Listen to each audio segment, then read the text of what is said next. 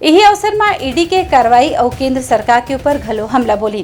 अब 3-3 साल से यहाँ बैठे हुए हैं, कोई काम धाम नहीं, बस उसी को बुलाना, उसी को पकड़ना, उसी को नोटिस देना, उसी को बयान लेना और घंटों बिठाए रखना। 2 सवाल रहेंगे और सुबह से बुलाए रहेंगे 10 बजे 11 बजे से रात को 2 बजे छोड़ रहे हैं। पूछते कितने हैं? 2 सवाल, 5 मिनट का काम है।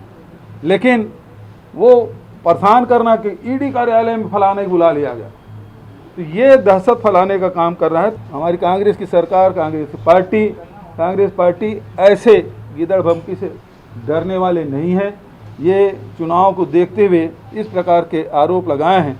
मैं लगातार ये बोलता रहा कि ईडी के अधिकारी ऑफिस में बुला के मारपीट कर रहे हैं, धमका रहे हैं, परिजनों को प्रताड़ित करने की बात हो रही है, उसको फर्जी केस में फंसाने की बात कही जा रही है, महिलाओं को भी रात भर नियम विरुद्ध उसे पूछताछ कर रहे हैं, खाने को नहीं दे रहे हैं, भोजन दे दिए तो पीने को नहीं दे रहे हैं, सोने नहीं दे रहे हैं, और इस प्रकार से प्रताड़ित कर करके उन्हें जबरिया हस्ताक्षर करा लिए।